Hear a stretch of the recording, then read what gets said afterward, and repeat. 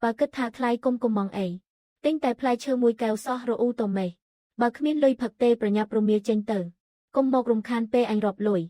Nhóm một hang là bay nơi chôn khang kròm ni. Tính tại bao ninh o rì dạ pê pi ch năm hỏi. Ngày ní tớp đăng thà khuôn anh trơ kê cặp sạch. Nẹp xên tinh đầm lai tại đọc giòn. Tại lũ ở nhóm đo tờ ha sập giòn. Pi nâng đôi khnia bè bật. Niêng lũ ở kê đọc lũ ở nhóm ha sập. Niêng sman thà lôi nhóm thẹ pi lơ mịch mèn. Hôi, anh lũ đầm lai bần mán vi chi rương rồi bỏ anh. Khmên srei chùm nón ni. Tính cả bốc đầm lai rộp mờn bàn. Tai một cất lôi bần mán sập ní chi mùi ảnh. Và khmien lôi phật tê cùng phật. Thưa rực đôi nhẹ cỏ. Môiប្រចាំដែលមកជួយទិញរាល់ថ្ងៃសុទ្ធតែពួកថោកថាកែស្រីនេះចិត្តខ្មៅណាស់ពេញមួយផ្លូវនេះមានតែហាងអញមួយទេដែលលក់អញកាប់ហែងចុះមានបញ្ហាអីបើគិតថាថ្លៃរមៀលទៅបើខ្លាំងថ្ងៃក្រោយកុំផឹកតែផ្លែឈើទៀតក្នុងនៅពេលដែលនាងយកមុនសកាមកធ្វើជាការភ្នាល់អីចឹងថ្ងៃនេះខ្ញុំនឹងវាបំបែកផ្លូវរកស៊ីនាងឲ្យខ្ទេចទៅទិញនៅតូបជាប់គ្នានោះដែលសំបីតែនិយាយមិនច្បាស់នៅតូបក្មេងខ្លាចគេនោះទៅហាហាហាហែងចាំតែផឹកទឹកឆៅរៀករូសពេញពោះទៅប្រើក្រូចឆ្មាហើយណានស្រស់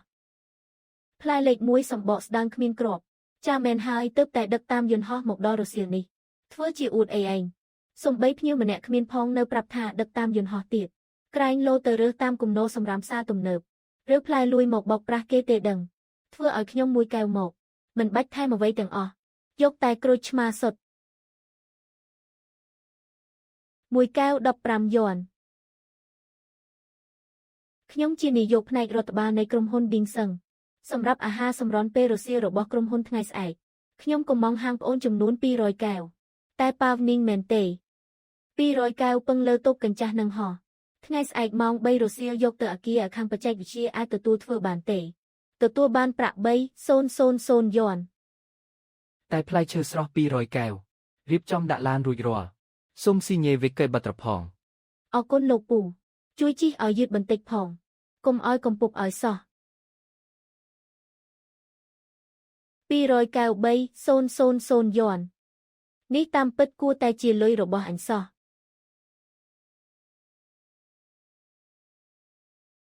នាងឯងជាក្មេងស្រីទើបតែរៀនចប់យល់ពីច្បាប់ទម្លាប់ទេ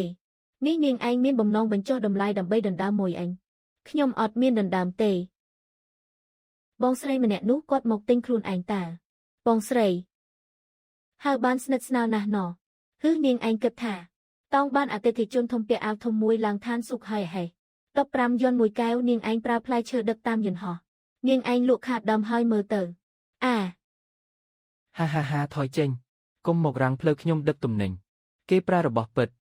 មានតម្លៃច្បាស់លាស់ហាងថោកទាបកាប់សាច់ដូចឯងនៅមានមុខមកព្រោះទៀតនេះគេហៅថាកម្មពៀរដងធ្វើចរិតពៀឥឡូវមកច្រណែនក្មេងស្រីគេមែនទេរបស់ពិតហេចាំមើលតូបអត់ច្បាប់របស់នាងឯងថ្ងៃនេះងាប់របៀបណា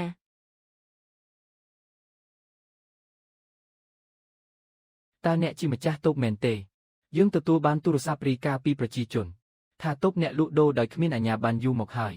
និងសង្ស័យថាប្រើប្រាស់ផ្លែឈើស្អុយរលួយមកគៀបទឹកលក់សូមបញ្ឈប់សកម្មភាពអាជីវកម្មទាំងអស់ភ្លាមថយក្រោយហើយទទួលយកការត្រួតពិនិត្យទាំងស្រុងខ្ញុំអត់មានទេលោកមន្ត្រីផ្លែឈើខ្ញុំសុទ្ធតែស្រស់ទើបតែបោកព្រឹកនេះទេអីយោខ្ញុំថាអញ្ចឹងមែនរបស់ថោកគ្មានគុណភាពទេអ្នកទាំងអស់គ្នាបើកភ្នែកមើលឲ្យច្បាស់ទៅទុកចិត្តខ្មៅត្រូវគេរឹបអូសហើយប្រើផ្លែឈើស្អុយមកបោកគេថ្ងៃនេះទាំងមនុស្សទាំងតូបត្រូវចូលប៉ុស្តិ៍ហើយបងលីនសុំទោសផងអ្នកគ្រប់គ្រងផ្លូវពាណិជ្ជកម្មបានឡោមព័ទ្ធតូបខ្ញុំហើយពួកគេចង់បិទតូបរបស់ខ្ញុំ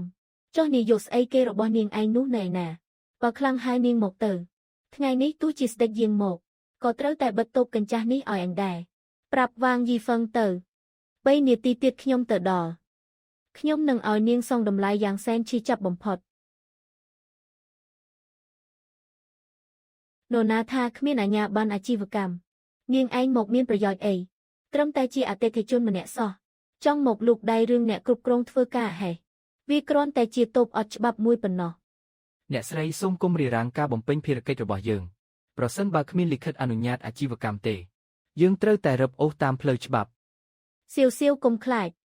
យកឯកសារដែលបងកំដរែងទៅធ្វើម្សិលមិញហ្វលក្រដាសរឹងពណ៌ខៀវនោះ យកចេញពីទូខាងក្រោមមកទំព័រទី1អាជ្ញាប័ណ្ណអាជីវកម្មបុគ្គលទំព័រទី2លិខិតបញ្ជាក់ការចុះបញ្ជីអាជីវកម្មម្ហូបអាហារខ្នាតតូចទំព័រទី3វិញ្ញាបនផ្ទាល់សុខភាពរបស់គាត់ផ្ទាល់លទ្ធផលតេស្តដែលទើបតែចេញនៅម៉ោង3រសៀលម្សិលមិញទំព័រទី4បញ្ជីនាំចូលផ្លែឈើស្រស់ប្រចាំថ្ងៃទាំងអស់និងវិកលបរដឹកជញ្ជូនតាមផ្លូវអាកាសពីផ្សារគ្រឿងសមុទ្រផ្លែឈើគ្រប់ជើងសូម្បីតែក្រូចឆ្មាមួយគ្រាប់ក៏អាចរកប្រភពដើមបានដែរស្វាគមន៍អ្នកទាំងអស់គ្នាមកយកសំណាក់ទៅពិនិត្យគ្រប់ពេលមិនអាចទេកាលពីម្សិលមិញនាងសូម្បីតែវិញ្ញាបនផ្ទាល់សុខភាពក៏គ្មានផងវ៉ាងយីហ្វឹងឯកសាររាយការណ៍ដោយបញ្ចេញឈ្មោះនេះលេខទូរស័ព្ទនៅលើនេះគឺជារបស់នាងមែនទេអញគឺមានចិត្តណាល្អអញឃើញតូបវាមានភាពប្រញ៉េញ៉ៃពេកទើបមានចិត្តល្អរំលឹកអ្នកឲ្យមកមើលមានចិត្តល្អរំលឹកឲ្យមកមើលតូបរបស់សៀវសៀវសំបីតែរុយមួយក្បាលក៏គ្មានផងជូតសម្អាតទៅជាមួយអាល់កុល3ដងក្នុងមួយថ្ងៃនាងកំពុងតែប្រឌិតរឿងដើម្បីទម្លាក់កំហុសដោយចិត្តងាយអាក្រក់មីស្រីនេះចិត្តពីស្ពលណាស់ខ្លួនឯងបោកប្រាស់គេថែមទាំងចង់ដេញក្មេងស្រីដែលរកស៊ីត្រឹមត្រូវឲ្យចេញទៀត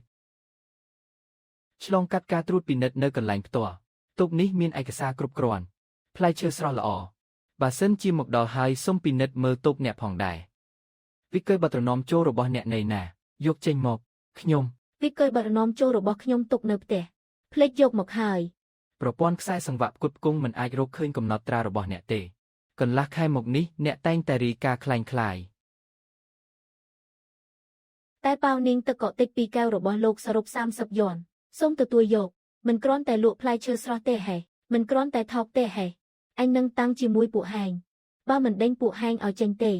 អញវាងយីហ្វឹងសូមស្បថាមិនធ្វើជាមនុស្សទេទោះយ៉ាងណាគៀបជាទឹកលាជាមួយទឹកកកហើយនរណាអាចផឹកដឹងទៅ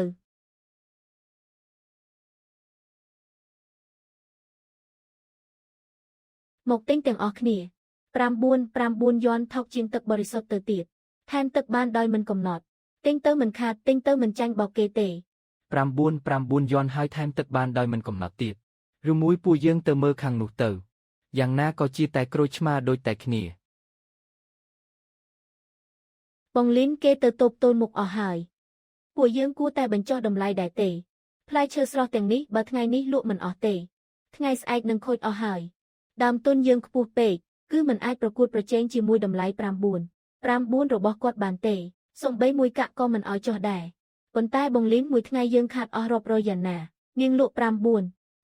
យន់ប្រើសុទ្ធតែផ្លែឈើស្អុយដែលចិត្តសម្បកចេញនិងសារធាតុគីមីដែលមានជាតិលោហៈធ្ងន់លើសកម្រិតប្អូនពេលដែលបញ្ចុះតម្លៃហើយដើម្បីកុំឲ្យខ្សែធនប្អូនក៏ត្រូវតែទៅទិញវត្ថុធាតុដើមអនដែរយីហោរបស់ប្អូនកេរ្តិ៍ឈ្មោះដែលប្អូនយកជីវិតមកការពារនឹងត្រូវរលាយអស់មិនខានរបស់អាក្រក់ដេញរបស់ល្អចេញគ្រាន់តែមួយរយៈប៉ុណ្ណោះប្អូនត្រូវជឿថាមនុស្សដែលគ្មានសីលធម៌មុននឹងក្រោយគង់តែសងតម្លៃប្អូនគ្រាន់តែហាន់ផ្លែឈើឲ្យបានល្អទៅរក្សាសីលធម៌របស់ប្អូនរបស់ដែលលក់មិនអស់ថ្ងៃនេះបងនឹងមកទាំងអស់តាមតម្លៃដើមចាស់ខ្ញុំមិនចោះចាញ់ទេទោះស្លាប់ក៏ខ្ញុំមិនប្រើផ្លែឈើស្អុយដែរអូយឈឺពោះណាស់ថៅកែតែកែវនេះតាមពិតដាក់អ្វីខ្លះនឹង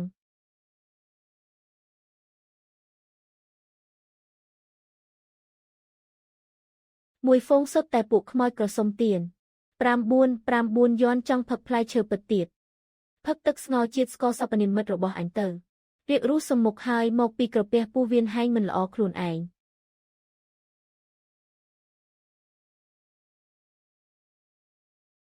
ទុកឲ្យនាងឯងអួតបាន3ថ្ងៃចុងក្រោយចុះឡើងកាន់តែខ្ពស់ពេលធ្លាក់មកឆ្អឹងបាក់ខ្ទេចកាន់តែខ្លាំង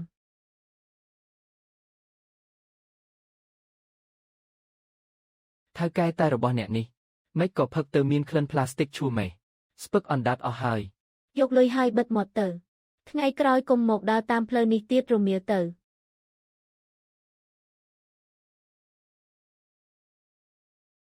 ហាវជឿរដងមីងល្អចំពោះឯងណាស់ម្នាក់ត្រកូលស៊ូនៅទល់មុខនោះដណ្ដើមមួយឯងអស់ហើយឯងទៅបង្ហាញពណ៌ពិតវាបានឃើញបន្តិចទៅវាឲ្យចាស់ដៃទៅល្អបំផុតធ្វើឲ្យវាបិទទ្វារតែម្ដងយកហើយទុកចិត្តលើខ្ញុំចុះថ្ងៃនេះបើមិនបានសក់ស្បែកវាទេខ្ញុំមិនមែនត្រកូលវាងឡើយថៅកែសុំតែផ្លែឈើស្រស់ប្រចាំហាងមួយកែវលឿនឡើងអូយមានជាតិពុលហាងនេះលក់តែមានជាតិពុលពោះវៀនខ្ញុំចិត្តដាច់ហើយអ្នកទាំងអស់គ្នាឆាប់មកមើលអ្នកលក់ចិត្តខ្មៅដាក់ថ្នាំបំពុលគេហើយ ខ្ញុំអត់មានទេតែរបស់ខ្ញុំដាច់ខាតអត់មានបញ្ហាទេខ្ញុំប្រើសុទ្ធតែរបស់ស្រស់ គ្មានបញ្ហាមិនខ្ញុំផឹកទៅចេញអាការៈបែបនេះខ្ញុំប្រាប់នាងឯងចុះថ្ងៃនេះបើនាងមិនសងថ្លៃព្យាបាលខ្ញុំ80000 យ៉នទេ រឿងនេះមិនចប់ទេ ទប់កញ្ចាស់របស់នាងឯងថ្ងៃនេះអញនឹងវាយកំទេចចោល ខ្ញុំប្រាប់តាំងពីយូរហើយថារបស់ហាងនេះមិនស្អាតទេប្តឹងប៉ូលីសឲ្យបិទតូបវាតែម្ដងទៅហាហាហាល្អអីចឹងក៏ប្តឹងប៉ូលីសទៅបន្ទាប់មកឆ្លៀតពេលត្រួតពិនិត្យលុយដែលលោកទើបតែទទួលបានអំបញ្ញមិញនេះផងតើមានរឿងអ្វីឲ្យប្រកាស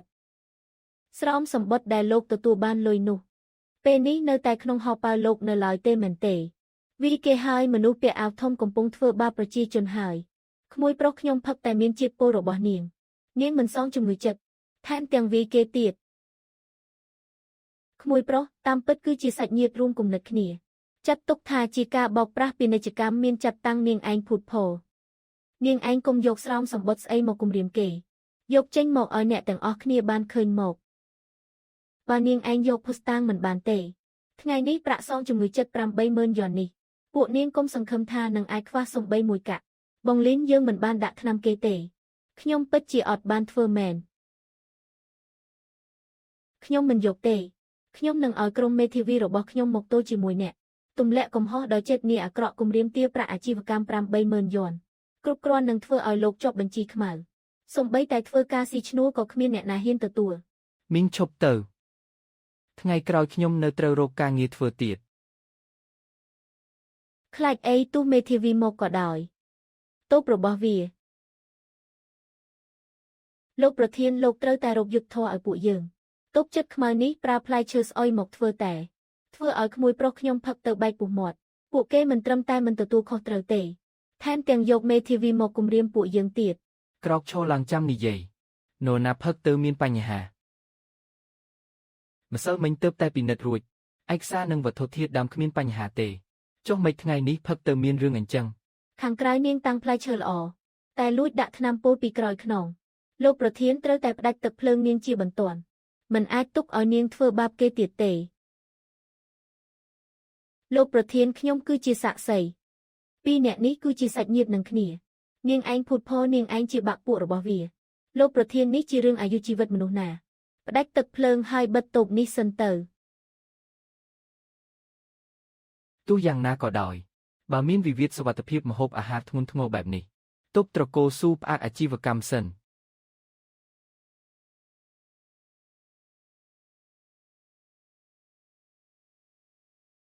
ហើយខ្ញុំថាហើយមិននឹងអាចផ្លែឈើស្រស់ទាំងអស់ទៅតាមពិតគឺលួចដាក់ថ្នាំពុលសោះសងលុយមកក្មេងស្រីនេះមុខមាត់ស្រស់បោះណាស់តែចិត្តខ្មៅម្លេះស្ទើរតែស្លាប់ដោយសារនាងឯងហើយអ្នកទាំងអស់គ្នាឃើញហើយមែនទេនេះហើយជាលទ្ធផលនៃការលមោបរបស់ថោកនៅតែតូបត្រកូលវាងរបស់ខ្ញុំដែលគួរឲ្យទុកចិត្តឆាប់មកទិញមក9 យ៉នថែមទឹកមិនកំណត់បើចង់បិទតូបដើម្បីស៊ើបអង្កេតគួរតែអនុវត្តឲ្យស្មើភាពគ្នាទេពិនិត្យទាំងពីរតូបព្រមគ្នាទៅហាហាហាខ្ញុំមានសុទ្ធមិនខ្លាចភ្លើងទេអ្នកចង់យកសំណាក់ក៏យកចុះខ្ញុំប្រើសុទ្ធតែរបស់ល្អពិតណាស់ត្រូវតែពិនិត្យទៅយកសំណាក់តូបក្បែរនេះ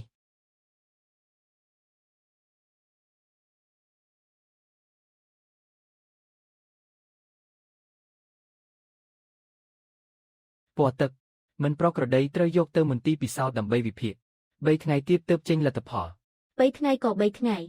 ខ្ញុំអាចរងចាំបានលោកប្រធានយកលុយ80000 យ៉នសងជំងឺចិត្តក្មួយខ្ញុំសិនមកសងមកវ៉ាងយីហ្វឹងខ្ញុំធ្លាប់និយាយហើយខ្ញុំនឹងឲ្យនាងសងតម្លៃយ៉ាងសែនឈឺចាប់បំផុតនាងឯងចង់លេងស្និទ្ធអីទៀតអេក្រង់ធំរលត់អាចបញ្ជាក់ថានាងឯងមិនបានដាក់ថ្នាំហេះបើខ្លាំងនាងឯងយកភស្តុតាងចេញមកពេលនេះមកមិនមែនអ្នកត្រូវការ3ថ្ងៃទើបចេញលទ្ធផលទេហេពេលនេះមិនបាច់ទេពេលនេះខ្ញុំនឹងឲ្យមនុស្សពេញមួយផ្លូវនេះបានឃើញថាទឹកពោល9 យ៉នមួយកែវនេះធ្វើឡើងដោយរបៀបណា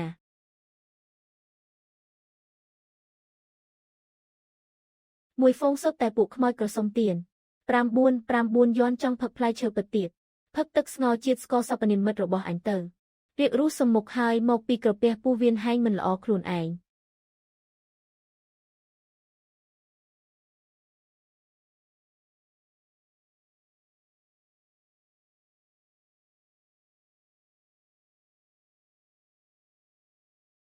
ផ្លែស្អុយខាប់ពេលណាស់ប្រើចេកទៅ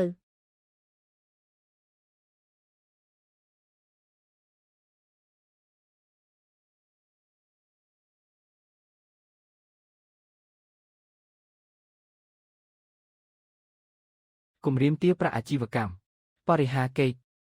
ត្រៀមខ្លួនទទួលពាក្យបណ្ដឹងពីក្រុមហ៊ុន Ding Seng ទៅមួយជីវិតនេះកុំសង្ឃឹមថាលៀងខ្លួនជ្រះឲ្យសោះមិនពាក់ព័ន្ធនឹងខ្ញុំទេបងមេធាវីគឺគាត់ទេគឺម្ដាយមីងខ្ញុំឲ្យលុយខ្ញុំ2,000 យន់ប្រើឲ្យខ្ញុំធ្វើពុតជាពលដើម្បីទៅគៀបស៊ីតូបទល់មុខស្រោមសម្បត្តិដាក់លុយនៅជាប់នឹងខ្លួនខ្ញុំនៅឡើយគាត់ជាអ្នកញុះញង់ខ្ញុំអាសត្វចិញ្ចឹមមិនស្គាល់គុណឯងហ៊ានក្បត់អញ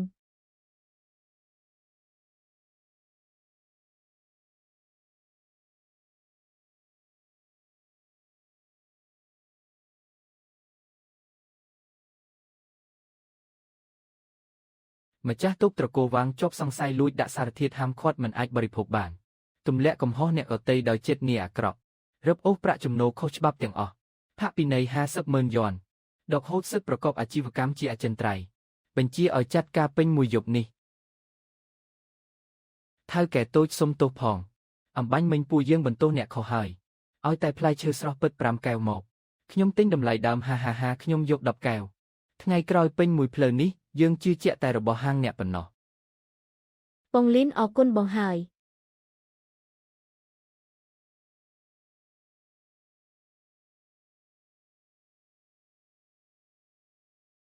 អញមិនលែងហែងទេផាកពិន័យ50,000 យន់ហើយថែមទាំងមានភ្ញៀវរាប់សិបនាក់មករករឿងទារសំណងរាល់ថ្ងៃទៀតឡាននឹងហាងរបស់ខ្ញុំត្រូវយកទៅបញ្ចាំអស់ដោយសារតែនាងឯងហើយឡាវលីវបងជួយគិតរកវិធីបន្តិចទៅបងទៅខ្ចីលុយគេទៅរកខ្ចីលុយសាច់ញាតិដើម្បីបងថ្លៃផាកពិន័យទៅបើមិនអញ្ចឹងទេយើងនឹងក្លាយជាអ្នកជាប់បំណុលវ័នមិនខាន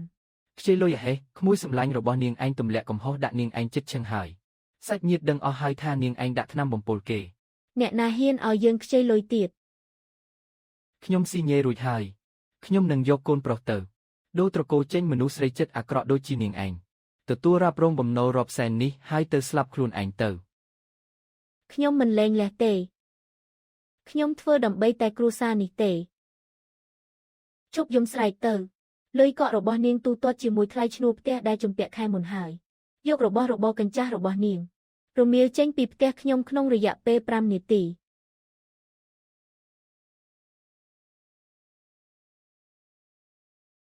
អ្នកស្រីវ៉ាងយីហ្វឹងអចលនទ្រព្យឲ្យក្រោមឈ្មោះរបស់អ្នកនិងយានយន្តត្រូវបានរឹបអូសដោយបង្ខំតាមផ្លូវច្បាប់ហើយ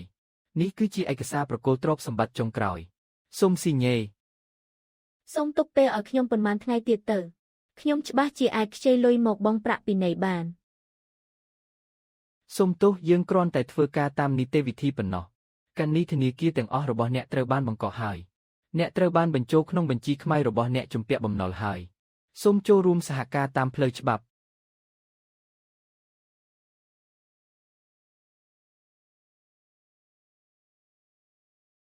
បងស្រីឲ្យខ្ញុំខ្ចី1,000 យន់មកខ្ញុំគ្មានកន្លែងហូបបាយទេលេខទូរស័ព្ទដែលអ្នកកំពុងហៅមិនមានទេនាយកលីនបងលីនខ្ញុំខុសហើយខ្ញុំដឹងកំហុសទាំងស្រុងហើយខ្ញុំមិនគួរកាប់សាច់គេទេមិនគួរដាក់ថ្នាំទម្លាក់កំហុសអ្នកទេឲ្យខ្ញុំខ្ចីលុយបន្តិចមកទោះត្រឹម10,000 យន់ក៏បានខ្ញុំសុខបម្រើអ្នកដូចគោដូចសេះខ្ញុំទៅតូបត្រកូលស៊ូលាងចាននិងលាងបង្គន់ឲ្យតែមានបាយមួយម៉ាត់ឲ្យខ្ញុំហូប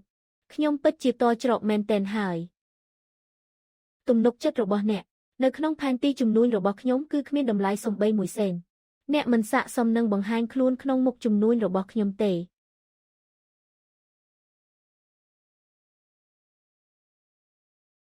ប្រាក់ផាកពិន័យរដ្ឋបាល50,000 យន់និងបំណុលដែលអ្នកជំពាក់ក្រុមហ៊ុនហ៊ឺស៊ីងរបស់យើងទើបតែសងជំនួសអ្នករួចរាល់ហើយនេះគឺជាបង្កាន់ដៃហេហេតុអ្វីលោកអគ្គនាយកចៅជួយខ្ញុំ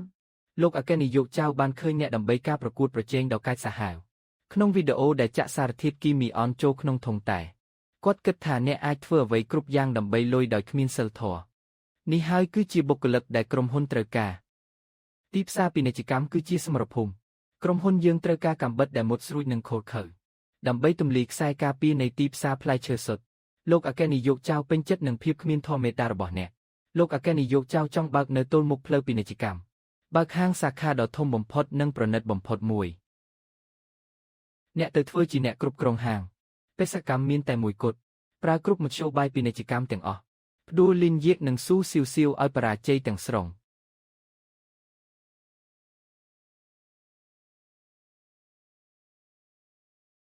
បងលីនបើគុំតែបានក្រុមហ៊ុនឌីងសឹងផ្ដល់ទុនឲ្យទេខ្ញុំសំបីតែយល់សប្ក៏មិនហ៊ានគិតថាអាចបើកហាងធំបែបនេះដែរនេះគឺជាការតបស្នងដែលប្អូនស័ក្តិសមទទួលបានដោយសារតែការប្រកាន់ខ្ជាប់នូវគោលការណ៍ចងចាំទុកថ្ងៃក្រោយមិនថាបើកហាងផ្ទាល់ឬបើកសាខាទេ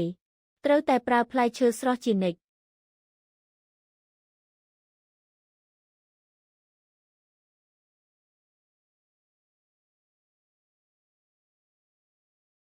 ហាហាហាអេយ៉ូថៅកែស៊ូនាយកលីនខានជួបគ្នាយូរហើយអបអរសាទរថ្ងៃបើកសម្ពោធមិនស្មានថាអញងាប់ហើយហេប្រាប់ឲ្យដឹងចុះឥឡូវនេះខាងក្រោយក្នុងអញមានក្នុងបង្អែកជាអ្នកចំនួនធំថ្ងៃនេះអញនឹងឲ្យពួកនាងឯងបានឃើញថាតើអ្វីទៅជាការវាយប្រហារទម្លាក់តម្លៃយ៉ាងពិតប្រាកដឥ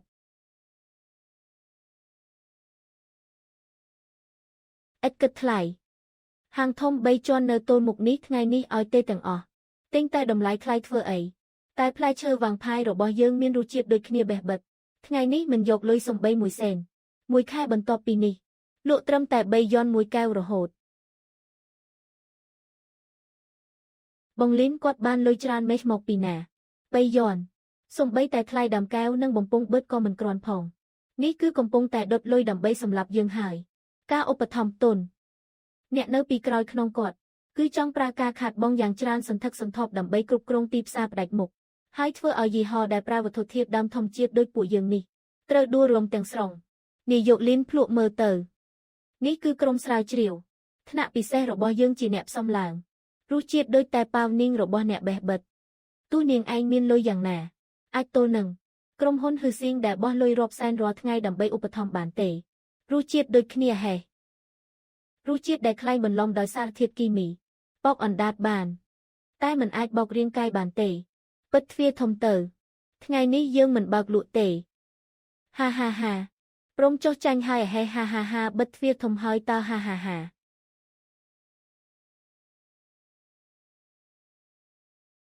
នាងគិតថាខ្ញុំមិនដឹង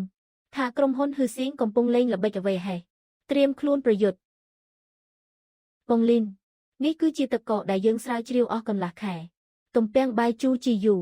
ថ្លៃដើមខ្ពស់ណាស់រសជាតិគឺប្រកាសជាវាកំទេចពួកគីមីនៅទល់មុខនោះភ័យតែម្ដង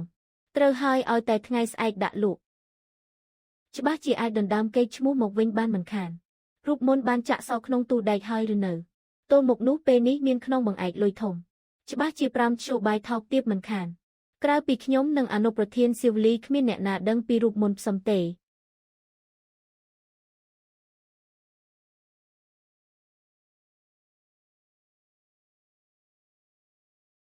ថតច្បាស់ហើយឬនៅនាយកលីនខ្ញុំមិនដឹងថាអ្នកកំពុងនិយាយពីអ្វីទេខ្ញុំគ្រាន់តែថតបរិយាកាសប៉ុណ្ណោះ50,000 យ៉ន់ទិញបានចារកម្មពាណិជ្ជកម្មម្នាក់វ៉ាងយីហ្វឹងពិតជាហ៊ានចំណាយលុយធំមែនប៉ុន្តែមុនពេលឯងផ្ញើទៅតើធ្លាប់គិតទេថាក្រដាស់រូបមន្តនេះគឺខ្ញុំមានចេតនាដាក់នៅទីនេះបងលីនពួកគេ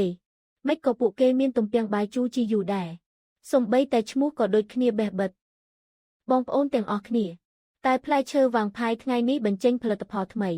ទំពាំងបាយជូរជីយូផ្ទៃមេឃពេលយប់ត្រឹមតែ9យ៉ន់ពណ៌ស្អាតគ្មានគូប្រៀបរសជាតិឆ្ងាញ់កប់អ្នកទាំងអស់គ្នាឆាប់មកទិញមកថៅកែស៊ូមិនយកផលិតផលថ្មីចេញមកលក់ទៅតើឃើញតែផ្លែឈើវាងផាយរបស់យើងមានផលិតផលល្បីពួកនាងក៏ចង់ចម្លងតាមពេញមួយយប់ហេះតែចម្លងមិនបានសម្រេចមែនទេហាហាតាមពិតតូបស៊ូទៅជាអ្នកចម្លងគេសោះហាងធំតូនមុខគេស្រាវជ្រាវឃើញយូរហើយនាងឯងនិយាយផ្ដេសផ្ដាសនោះគឺជាការស្រាវជ្រាវរបស់យើងនាងឯងលួចរូបមន្តរបស់យើងអញលួចហេះនាងឯងមានភស្តុតាងទេថ្ងៃនេះអញគឺបង្ខំឲ្យនាងឯងលក់មិនចេញពេលនាងឯងបើហ៊ានលួចរបស់ដូចគ្នាអញនឹងឲ្យផ្នែកច្បាប់ប្តឹងនាងឯងពីបទរំលោភការសម្ងាត់ពាណិជ្ជកម្មភ្លាមឲ្យនាងឯងសងរហូតគ្មានសល់ខុសស្លៀកវ៉ាងយីហ្វឹងនាងមិនចង់ដឹងទេហេ ថាហេតុអ្វីផ្លែឈើស្រស់កម្រិតកម្ពស់ដូចជាទំពាំងបាយជូរជាយូរនេះក្នុងរូបមន្តបែរជាត្រូវបន្ថែមទឹកខ្មេះពណ៌ស្មួយដំណក់នោះដល់ម៉ោងហើយ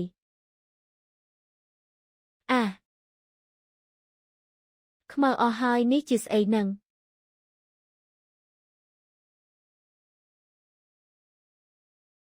ផ្លែឈើស្រស់ពិតពេលប៉ះជាមួយសារធាតុអង់តូស៊ីយ៉ានីនវានឹងរក្សាពណ៌ក្រហមស្វាយប៉ុន្តែរូបមន្តคล้ายៗដែលខ្ញុំឲ្យបុគ្គលិកទុកនៅលើទៅនោះគឺសរសេរថាឲ្យបន្ថែមស្ករអំពៅពេលដែលនាងគ្មានមន្តសការយកម្សៅគីមីមកលាយហើយបន្ថែមទឹកខ្មេះពណ៌ស្តាមរូបមន្តនោះទឹកតែពណ៌ស្វាយនឹងប្រែជាពណ៌ខ្មៅបងប្អូនប្រញាប់ជិះឲ្យឆ្ងាយទៅតែផ្លែឈើវាងផាយលក់សុទ្ធតែប្រតិកម្មគីមីសុទ្ធតែជាថ្នាំពុលឧស្សាហកម្មសន្តិសុខខាត់ពួកគេទៅនេះសុទ្ធតែជាលិញយាកទម្លាក់កំហុសដាក់ខ្ញុំទេចាប់ផ្ដើមប្រមូលសំណាញ់ហើយជូនដំណឹងទៅការិយាល័យស៊ើបអង្កេតពាណិជ្ជកម្មយកតែពុលបដូរពណ៌មួយកែវនេះទៅទីស្នាក់ការកណ្ដាលក្រុមហ៊ុនហ៊ឺស៊ីងដើម្បីទាមទារការពន្យល់ជំនួយការលីមានរឿងហើយមីលិនយាកនោះវាលេងល្បិចដាក់ខ្ញុំពេលនេះពេញអ៊ីនធឺណិតកំពុងឡាយផ្ទាល់ថាតែរបស់យើងបដូរពណ៌ខ្មៅលោកប្រញាប់ប្រាប់លោកអគ្គនាយកចៅឲ្យបញ្ជូនក្រុមទំនាក់ទំនងសាធារណៈមកដោះស្រាយភ្លាមទៅអ្នកគ្រប់គ្រងហាងវាងក្រុមហ៊ុនហ៊ឺស៊ីងទើបតែចេញសេចក្តីថ្លែងការណ៍ផ្លូវការសេចក្តីថ្លែងការណ៍អីទៅសេចក្តីថ្លែងការណ៍បានបញ្ជាក់ថាអ្នកក្នុងនាមជាអ្នកគ្រប់គ្រងហាងជួរក្រៅបានកែប្រែរូបមន្តដោយចិត្តឯងទិញវត្ថុធាតុដើមអង្គខុសច្បាប់ដើម្បីកេងចំណេញផ្ទាល់ខ្លួនក្រុមហ៊ុនហ៊ឺស៊ីងពិតជាមានការតក់ស្លុតយ៉ាងខ្លាំងចំពោះទង្វើផ្ទាល់ខ្លួនរបស់អ្នក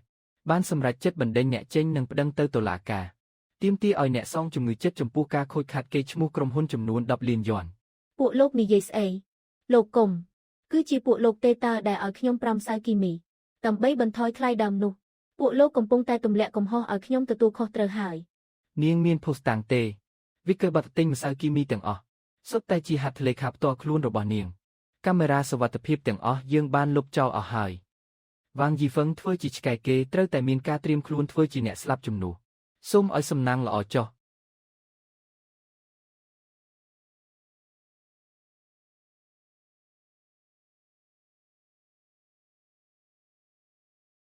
វ៉ាងយីហ្វឹងជាប់សង្ស័យពីបទបោកប្រាស់ពាណិជ្ជកម្មយ៉ាងធ្ងន់ធ្ងរនិងបង្កគ្រោះថ្នាក់ដល់សុវត្ថិភាពសុខភាពសាធារណៈឆាប់ទៅជាមួយយើងភ្លាម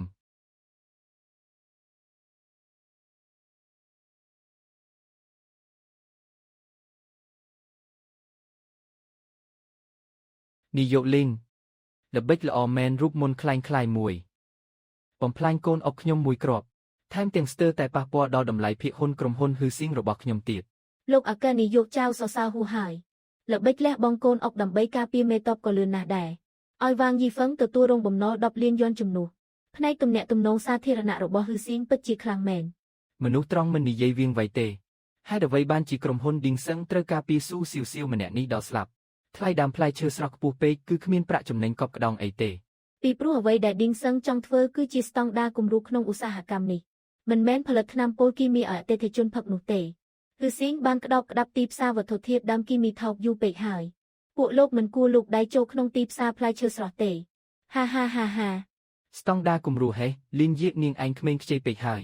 ទីផ្សារមូលធនស្គាល់តែប្រាក់ចំណេញប៉ុណ្ណោះសន្និសីទអំពាវនាវវិនិយោគឧស្សាហកម្មតែភេសជ្ជៈទូទាំងខេត្តនៅខែក្រោយអញនឹងបញ្ចេញភេសជ្ជៈគីមីសុទ្ធគ្មានសាច់ផ្លែឈើជាមួយនឹងគម្រោងទិញសិទ្ធិអាជីវកម្មតម្លៃថោកបំផុតអញនឹងបើកហាង 10000 កន្លែងទូទាំងខេត្តឲ្យតែមានហ៊ឺស៊ីងរបស់អញនៅទីនេះសូម្បីតែមួយថ្ងៃក៏ស៊ូស៊ីវស៊ីវរបស់នាងមិនអាចលក់ទឹកផ្លែឈើស្រស់សូម្បីមួយដំណក់ក៏លក់មិនចេញដែរ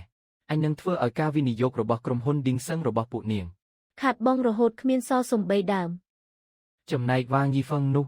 វានៅក្នុងឃុំឃាំងមិនបានប៉ុន្មានថ្ងៃទេចាំវាចេញមក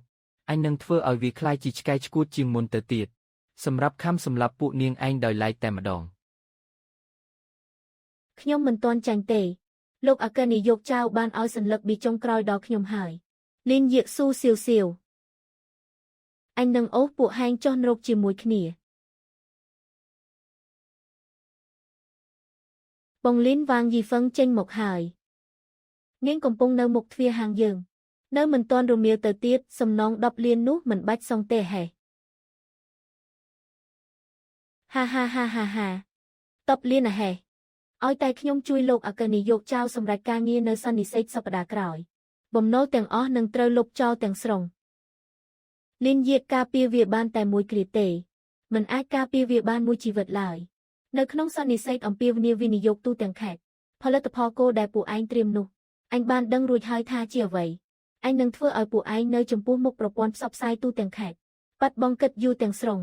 ពឹងលើសម្រាមដែលអាចត្រូវគេបោះចោលគ្រប់ពេលដូចជានាងឯងនឹងហេះអ្នកដើរជើងទេមិនខ្លាចអ្នកពាក់ស្បែកជើងទេសប្តាហ៍ក្រោយជួបគ្នាលោកនាយកធំលីនចាប់ផ្ដើមផែនការសំណាញ់មេឃនៅថ្ងៃសន្និសីទនោះខ្ញុំនឹងធ្វើឲ្យក្រុមហ៊ុនហ៊ឺស៊ីងនិងវ៉ាងយីហ្វឹងសើចលែងចេញជារៀងរហូតសារធាតុបន្ថែមពិសេសនៅខាងក្នុងនេះគ្មានពណ៌គ្មានក្លិនទេឲ្យតែនាងរកវិធីនៅយប់មុនថ្ងៃសន្និសីទលូចចូលទៅក្នុងឃ្លាំងត្រជាក់របស់ស៊ូសៀវសៀវបន្តមួយដំណក់ចូលក្នុងទឹកផ្លែឈើស្រស់របស់ពួកគេនៅវគ្គភ្លក់ភេសជ្ជៈក្នុងថ្ងៃសន្និសីទគណៈកម្មការទាំងអស់នឹងត្រូវបញ្ជូនទៅសង្គ្រោះបន្ទាន់ភ្លាមនៅនឹងកន្លែងហាបងលីនវ៉ាងយីហ្វឹងប្រកាសជាមកបំផ្លាញមិនខានតើយើងគួរបន្ថែមសន្តិសុខយាម24ម៉ោងទេសន្តិសុខហេតុអ្វីត្រូវការពារកុំឲ្យនាងចូលខ្ញុំមិនត្រឹមតែមិនខាត់នាងទេខ្ញុំថែមទាំងទុកទ្វារមួយឲ្យនាងផ្ទាល់ទៀតផងទប់ទល់នឹងដុំសាច់មហារាជដែលគ្មានព្រំដែនបែបនេះវិធីតែមួយគត់គឺបណ្ដោយឲ្យនាងយកភស្តុតាងឧក្រិដ្ឋកម្មទាំងអស់របស់ខ្លួនឯងមកបង្ហាញយ៉ាងច្បាស់នៅចំពោះមុខកាមេរ៉ារបស់ប្រព័ន្ធផ្សព្វផ្សាយទូទាំងខេត្តនិងប៉ូលីសរាប់ថយក្រោយ3ថ្ងៃដល់ថ្ងៃសន្និសីទរាប់ថយក្រោយ3ថ្ងៃដល់ថ្ងៃស្លាប់របស់ពួកឯង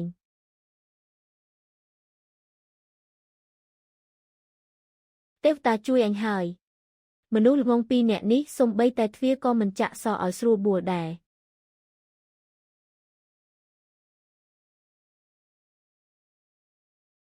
វ៉ាងយីវឹងទឹកផ្លែឈើមួយធុងនោះគឺជាទឹកបរិសុទ្ធទេសរាំងនៅក្នុងដៃនាងពួកយើងបានស្នើសុំធ្វើការវិភាគសមាសធាតុរួចហើយ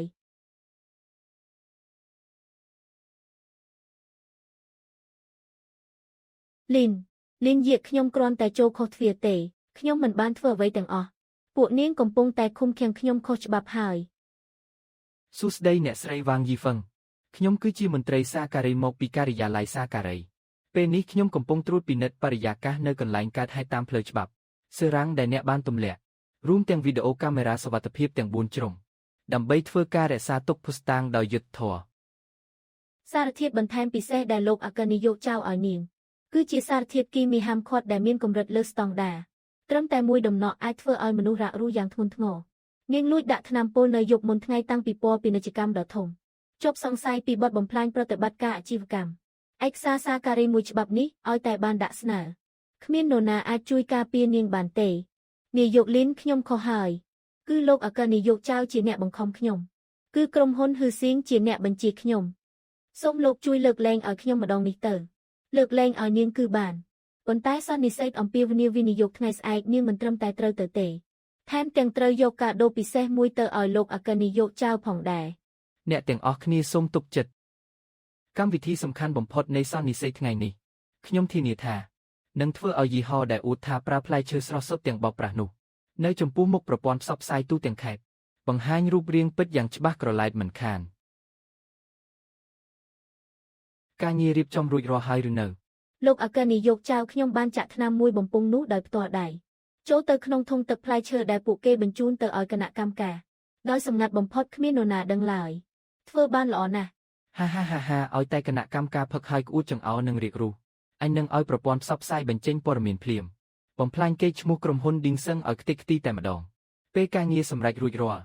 លុយដែលបានសន្យាឲ្យនាងគឺមិនខ្វះសំបីមួយសេនការសម្ដែងចាប់ផ្ដើមហើយ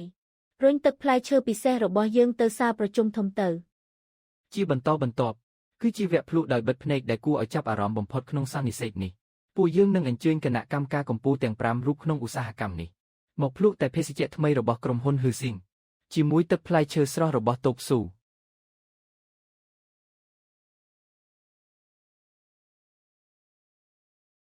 ក្លិនផ្លែឈើនេះនិងកម្រិតរសជាតិមួយនេះពិតជាអស្ចារ្យណាស់គ្មានក្លិនសារធាតុគីមីคล้ายៗសំបីបន្តិចរក្សាបាននៅព្រលឹងនៃផ្លែឈើស្រស់កម្រិតកម្ពុជាទាំងស្រុងខ្ញុំឲ្យពិន្ទុពេញ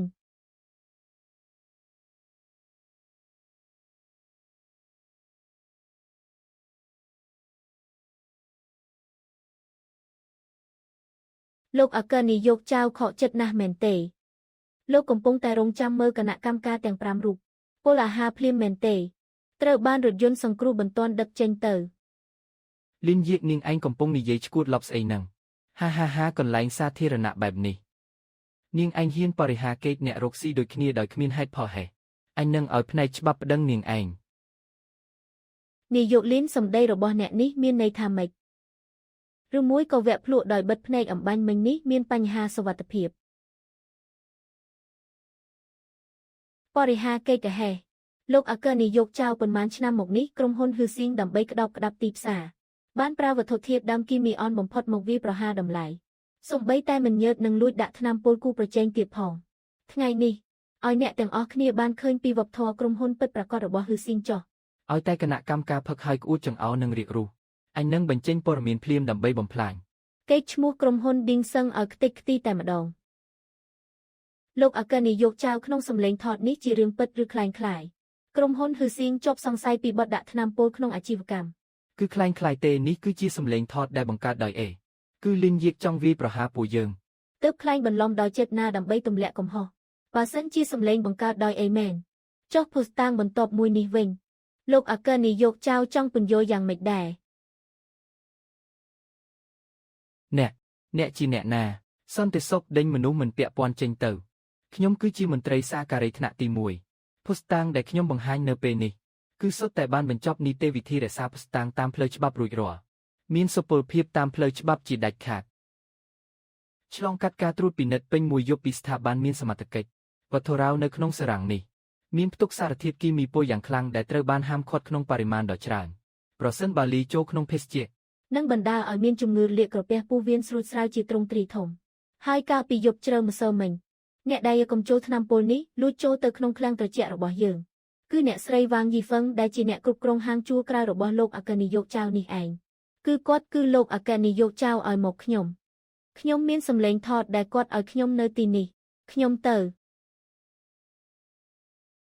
លោកអគ្គនាយកចៅតម្លៃភាគហ៊ុនក្រុមហ៊ុនហ៊ឺស៊ីង 10 នាទីមុនបានធ្លាក់ចុះដល់កម្រិតទាបបំផុតហើយ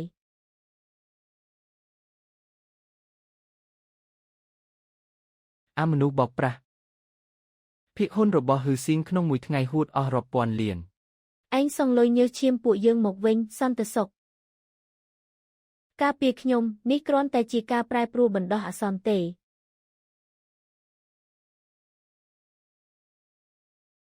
លោកចៅតាក់ទងនឹងក្រុមហ៊ុនហ៊ឺស៊ីង ដែលបានប្រើប្រាស់វត្ថុធាតុដើមគីមីអង្គខុសច្បាប់ក្នុងរយៈពេលយូរជប់សង្ស័យពីបទបោកប្រាស់ពាណិជ្ជកម្មការដាក់ថ្នាំពុលក្នុងអាជីវកម្មនិងការក្លែងបន្លំហិរញ្ញវត្ថុយ៉ាងច្រើនសន្ធឹកសន្ធាប់សូមសហការជាមួយពួកយើងដើម្បីទទួលការស៊ើបអង្កេតទាំងស្រុងទ្រព្យសម្បត្តិទាំងអស់របស់ក្រុមហ៊ុននឹងត្រូវបង្កកទាំងស្រុងចាប់ពីពេលនេះទៅហា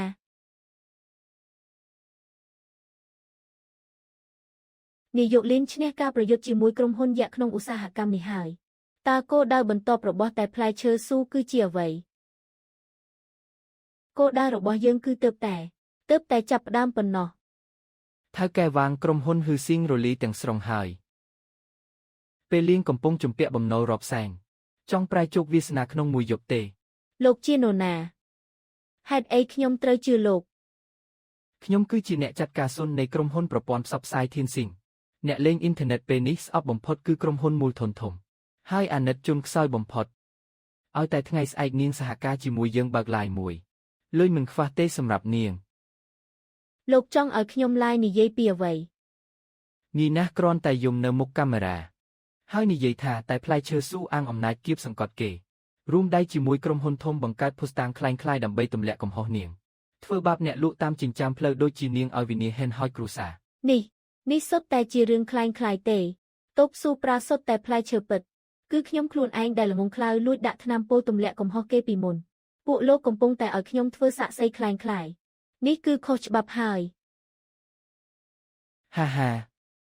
ខុសច្បាប់អ្ហេតើមនសិការអាចយកទៅបង់ថ្លៃឈ្នួលផ្ទះខែក្រោយបានទេពេលលៀងគឺជាអ្នកទោសចិត្តខ្មៅដែលល្បីពេញអ៊ីនធឺណិតទៅហើយក្រៅពីដើរផ្លូវអាក្រក់ឲ្យល្បីនេះតើមានអ្នកណាឲ្យលុយនាងសំបីមួយកាក់នោះក្រោយក្នុងតូបស៊ូគឺមានក្រុមហ៊ុនឌីងសឹង លីនយាកនោះមិនងាយនឹងទោសទេទោះលីនយាកខ្លាំងប៉ុណ្ណាក៏ដោយអាចបិទមាត់អ្នកលេងអ៊ីនធឺណិតរាប់លានអ្នកបានទេហាឲ្យតែនាងយំនៅមុខកាមេរ៉ាតូបស៊ូទោះមានមាត់ដប់ក៏បកស្រាយមិនច្បាស់ដែរ វ៉ាងយីហ្វឹងពេលលៀងគួរតែសហការទូទាត់បញ្ជីហិរញ្ញវត្ថុនាយកលីនសូមស្ដាប់ខ្ញុំនិយាយឲ្យចប់សិនមានគេចង់កំទេចតូបស៊ូចង់កំទេចពួកអ្នកឲ្យស្លាប់មករកខ្ញុំទាំងយប់អាត្រៀតដើម្បីប្រាប់ថាមានគេចង់កំទេចពួកយើងហេក្រុមហ៊ុនហ៊ឺស៊ីងដួលរំទៅហើយតើនៅមានអ្នកណាទំនេរធ្វើរឿងនេះទៀតគឺជាក្រុមហ៊ុនទំនាក់ទំនងសាធារណៈងឹតឈ្មោះធានស៊ីងថ្ងៃនេះពួកគេបានមករកខ្ញុំឲ្យលុយកក់ខ្ញុំ20,000 យ៉នឲ្យខ្ញុំបើកឡាយនៅម៉ោង 9 ព្រឹកថ្ងៃស្អែកដើម្បីជិះទឹកស្មោកគ្រោកដាក់តូបស៊ូនឹងអ្នកថៅកែធំប្រើអំណាចលុយបោះសម្អាតទីផ្សារគៀបសង្កត់ប្រជាជនតូចតាចឲ្យដល់ផ្លូវស្លាប់សាច់រឿងនេះសរសេរបានរំជួលចិត្តមែនវ៉ាងយីហ្វឹងបើនាងយកលុយគេហើយហេតុអីក៏រត់មកប្រាប់ខ្ញុំធ្វើអីនាងអាចយកលុយហើយសម្ដែងតាមសាច់រឿងគេទៅខ្ញុំទោះបីជាខ្ញុំមិនមែនជាមនុស្សល្អតែខ្ញុំមិនចង់ធ្វើជាសត្វតិរច្ឆានមួយជីវិតទេនាងយកពាក្យនេះមកប្រាប់ខ្ញុំនាងនឹងមិនអាចដោះស្រាយជាមួយខាងប្រព័ន្ធផ្សព្វផ្សាយនោះទេយ៉ាងច្រើនបំផុតលុយ20,000នេះខ្ញុំមិនយកទេពួកគេចង់ធ្វើបាបខ្ញុំយ៉ាងម៉េចក៏ស្រេចតែពួកគេទៅខ្ញុំគ្រាន់តែចង់មកសុំទោសអ្នកពេលឆ្នាំនេះខ្ញុំវ៉ាងយីហ្វឹងខ្វាក់ភ្នែកអស់ហើយរករឿងធ្វើបាបអ្នករាល់ថ្ងៃវ៉ាងយីហ្វឹងនេះគឺជាពាក្យដែលនាងនិយាយរយៈពេល3ឆ្នាំនេះតែស្ដាប់ទៅដូចជាពាក្យមនុស្សនិយាយបន្តិចនាយកលីនពីមុនខ្ញុំលោភលន់ចង់បានតែលុយខ្ញុំជាមនុស្សចិត្តខ្មៅប៉ុន្តែតាំងពីពេលដែលខ្ញុំត្រូវគេបិទហាងមកឃើញក្មេងស្រីឈ្មោះស៊ូសៀវសៀវម្នាក់នោះហាន់ផ្លែឈើក្នុងហាងយ៉ាងត្រឹមត្រូវរាល់ថ្ងៃឲ្យតែខ្ញុំបិទភ្នែកខ្ញុំនឹកឃើញពីមុនដែលខ្លួនឯងប្រើសារធាតុគីមីពុលទៅបំពុលគេនោះបើនាងចង់កែខ្លួនសារជាថ្មីមែនអ៊ីចឹងការឡាយថ្ងៃស្អែកនាងត្រូវតែចូលរួមជាធម្មតាទៅនាយកលីនអ្នកឲ្យខ្ញុំទៅនោះគឺជាការឡាយនៅមុខមនុស្សរាប់លានអ្នកណាបើសិនជាខ្ញុំនិយាយចេញទៅកេរ្តិ៍ឈ្មោះរបស់តូបស៊ូត្រឹម1 វិនាទីនឹងត្រូវវិនិច្ឆ័យខ្ទេចមិនខានទេពួកគេចង់យកនាងមកធ្វើជាកាំភ្លើងអ៊ីចឹងពួកយើងនឹងយកកាំភ្លើងនេះ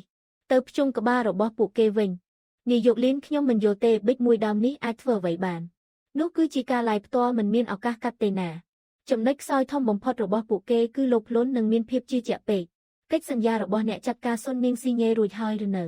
នៅទេគាត់ថាចាំថ្ងៃស្អែកមុនពេលឡាយជាផ្លូវការទៅទីស្នាក់ការរបស់ពួកគេដើម្បីស៊ីញ៉េហ៎ល្អណាស់ថ្ងៃស្អែកពេលនាងទៅដល់បន្ទប់ឡាយរបស់ពួកគេកុំប្រញាប់ស៊ីញ៉េកិច្ចសន្យាអីនាងត្រូវតែធ្វើពុតជាលោភលន់បន្តិចទៅទាដំឡើងថ្លៃជាមួយអ្នកចាត់ការសុនទាដំឡើងថ្លៃតើខ្ញុំត្រូវនិយាយយ៉ាងម៉េចនាងគ្រាន់តែនិយាយថាពេលនេះតូបស៊ូកំពុងតែល្បីនាងប្រថុយនឹងការត្រូវគេប្តឹងដើម្បីជួយទម្លាក់កំហុសពួកគេ20,000 យ៉នមិនគ្រប់ទេនាងទាប្រាក់បង្គ្រប់30,000 យ៉នហើយទាមទារឲ្យថៅកែធំនៅពីក្រោយខ្នងពួកគេចិញ្ចឹមនាងយូរអង្វែងទៀតខ្ញុំយល់ហើយខ្ញុំត្រូវបោកឲ្យគាត់និយាយចេញមកដោយផ្ទាល់មាត់ថាតើនរណាជួលពួកគេនៅពីក្រោយខ្នងឲ្យមកទម្លាក់កំហុសលើតូបស៊ូឆ្លាតណាស់ឲ្យតែអ្នកចាត់ការសុនធ្វេសប្រហែសហើយនិយាយចូលក្នុងប៊ិចថតសម្លេងនេះសារភាពផ្ទាល់មាត់ថានេះគឺជាការទម្លាក់កំហុសនិងគំរាមទារប្រាក់ពាណិជ្ជកម្មនោះថ្ងៃស្លាប់របស់ពួកគេក៏មកដល់ហើយចុះពេលការឡាយចាប់ផ្ដើមនោះនៅមុខកាមេរ៉ាតើខ្ញុំពិតជាត្រូវជេរអ្នកតាមសាច់រឿងមែនទេវិនាទីដែលការឡាយចាប់ផ្ដើមចំនួនអ្នកមើលលើអ៊ីនធឺណិតទាំងមូលខ្ញុំនឹងប្រគល់ឲ្យគាត់ប៉ុន្តែការវិនិច្ឆ័យរបស់អ្នកលេងអ៊ីនធឺណិតទាំងមូលគឺខ្ញុំជាអ្នកកាត់ក្តីវ៉ាងយីហ្វឹងតើនាងចង់សងបំណុលឲ្យអស់ទាំងស្រុងហើយអាចដើរតាមផ្លូវដោយស្វាហាប់និងមានមុខមាត់វិញទេសូម្បីយល់សប្តិក៏ចង់ដែរអីចឹងត្រូវសម្ដែងឈុតឆាកនេះឲ្យខ្ញុំដោយគ្មានចន្លោះប្រហោងឲ្យសោះថៅកែវ៉ាងនៅរេរីស្អីទៀតប្រញាប់ស៊ីញ៉េទៅ5 នាទីទៀតនឹងឡាយពេញអ៊ីនធឺណិតហើយចំនួនអ្នករងចាំមើលបានកើនលើ50,000 នាក់ហើយអ្នកចាត់ការសុនម្សិលមិញខ្ញុំគិតមួយយប់ទល់ភ្លឺលុយ20,000 យ៉នចង់ឲ្យខ្ញុំទៅបំពេញក្រុមហ៊ុនឌីងសឹងទាំងស្រុងលោកពិតជាចាត់ទុកខ្ញុំជាអ្នកសុំទានមែនទេនាងទាដំឡើងថ្លៃហេម្សិលមិញមិនបាននិយាយគ្នាត្រូវរលហើយទេហេពេលនេះបែរជារួញរាទៅវិញនាងជឿទេថាខ្ញុំនឹងធ្វើឲ្យនាងរលាយចេញពីវិស័យនេះទាំងស្រុងរលាយក៏លាយទៅទោះយ៉ាងណាពេលនេះខ្ញុំមានបំណុលពេញខ្លួនទៅហើយហ៎ប៉ុន្តែខ្ញុំបានស៊ើបសួររួចហើយតម្លៃយីហោតូបស៊ូពេលនេះមានតម្លៃរាប់រយលានប្រកាសជាមានគេចំណាយលុយយ៉ាងច្រើនដើម្បីកំទេចពួកគេហើយមែនទេលោកចង់យក20,000 យ៉នមកបំបិទមាត់ខ្ញុំហើយខ្លួនឯងស៊ីលុយថ្លៃប្រើរាប់រយលានមែនទេគ្មានផ្លូវទេបើមិនថែមលុយខ្ញុំមិនឡាយឲ្យទេបានចាត់ទុកថានាងខ្លាំងចុះឲ្យតែថ្ងៃនេះនាងធ្វើឲ្យលីនយាកនិងតូបស៊ូខូចឈ្មោះទាំងស្រុងមិនត្រឹមតែប្រាក់បង្គ្រប់30,000 យ៉ននេះធ្លាក់ចូលកងនាងភ្លាមទេថៅកែធំនៅពីក្រោយខ្នងក៏សន្យាដែរថាថ្ងៃក្រោយនឹងដក20,000 យ៉នក្នុងមួយខែពីថ្លៃផលដើម្បីទុកឲ្យនាងចាយវាយ ថាកែធំថាកែធំណាគេទៅប្រយ័ត្នដល់ពេលក្រុមហ៊ុនពួកលោករត់បាត់តើខ្ញុំទៅទាលុយពីអ្នកណា ប្រាប់នាងតាមត្រង់ចុះគឺប្រធានឈិនរបស់ក្រុមហ៊ុនឈៀនវើយខែក្រោយគាត់នឹងបញ្ចេញយីហោថ្មីតូបស៊ូបានរងផ្លូវរបស់គាត់មានក្នុងបង្អែកធំបែបនេះហើយនាងខ្លាចស្អីទៀតប្រញាប់ស៊ីញេភ្លាមទៅ អ្នកចាត់ការសុនពិតជាដាច់ស្រេចមែនអីចឹងចាំមើលការសម្ដែងរបស់ខ្ញុំពេលចាប់ផ្ដើមឡាយទៅចុះអ្នកចាត់ការសុនអ្នកមើលការលើស1លានអ្នកហើយអ្នកកំពុងទស្សនាផ្ទាល់លើសពី80,000អ្នកហើយ អ្នកលេងអ៊ីនធឺណិតកំពុងតែខមមិនប្រៀបពេញនឹង ទាមទារឲ្យជនរងគ្រោះចេញមកនិយាយ ស្ដាប់បញ្ជារបស់ខ្ញុំគ្រប់គ្នាចូលប្រចាំការ 3 2 1ភ្ជាប់ទៅសាលធំចាប់ផ្ដើមឡាយ ជំរាបសួរបងប្អូនទាំងអស់គ្នាថ្ងៃនេះពួកយើងបានអញ្ជើញម្ចាស់តូបស្លូត្រង់ដែលត្រូវថៃកែធំគៀបសង្កត់ឲ្យដល់ផ្លូវតរមកកាន់កម្មវិធីរបស់យើងពួកយើងនឹងបកស្បែកមុខคล้ายៗរបស់យីហោតែផ្លែឈើដ៏កាចសាហាវខ្លះបងស្រីវ៉ាងកុំខ្លាចអីពេលនេះមានអ្នកលេងអ៊ីនធឺណិតដ៏យុត្តិធម៌80,000នាក់ជាក្នុងបង្អែកឲ្យបងសូមប្រាប់អ្នកទាំងអស់គ្នាថាតូបស៊ូនឹងនិយកឈ្មោះលីនយៀកនោះ បានធ្វើបាបបងយ៉ាងម៉េចខ្លះអ្នកទាំងអស់គ្នាការពិតគឺខ្ញុំមិនមែនជាជនរងគ្រោះអីនោះទេថ្ងៃនេះខ្ញុំឈរនៅទីនេះគឺដើម្បីសារភាពជាសាធារណៈថាពីមុនខ្ញុំគឺជាជនបោកប្រាស់ដែលលក់មុនសការដើម្បីតែលុយ ហាហាបងស្រីវ៉ាងភ័យពេកហើយចាប់ផ្ដើមនិយាយផ្ដេសផ្ដាសហើយកាត់ប្លង់ចេញសិនទៅ ខ្ញុំមិនបាននិយាយផ្ដេសផ្ដាសទេតូបរបស់ខ្ញុំត្រូវគេបិទគឺដោយសារតែខ្ញុំគ្មានមុនសការខ្លួនឯងប្រើសារធាតុគីមីឧស្សាហកម្មមួយកេះតម្លៃ1យន់និងផ្លែឈើស្អុយលក់ឲ្យមួយចាស់តម្លៃ50យន់ចំណែកតូបតែផ្លែឈើស៊ូនៅក្បែរនោះគេរកស៊ីត្រឹមត្រូវប្រើសុទ្ធតែផ្លែឈើល្អស្រស់ស្អាតដែលដឹកតាមយន្តហោះពិត យីមានរឿងអីហ្នឹងសាច់រឿងនេះក្រឡាប់ចាក់អស់ហើយ គឺខ្ញុំខ្លួនឯងដែលច្រណែនការរកស៊ីរបស់គេជួលមនុស្សឲ្យទៅទម្លាក់កំហុសលទ្ធផលគឺធ្វើបាបខ្លួនឯងរហូតដល់ខ្សែធនហើយអ្នកចាត់ការសុននៃក្រុមហ៊ុនប្រព័ន្ធផ្សព្វផ្សាយធានស៊ីងនេះព្រឹកនេះបានឲ្យលុយខ្ញុំ30,000យន់បង្ខំឲ្យខ្ញុំនិយាយទម្លាក់កំហុសតូបស៊ូតាមសាច់រឿងដែលពួកគេរៀបចំទៅទម្លាក់កំហុសនាយកលីនយៀត កាត់ផ្ដាច់សេវាភ្លាម ដកព្រីភ្លើងចេញភ្លាមទៅផ្ដាច់អ៊ីនធឺណិតលឿនឡើង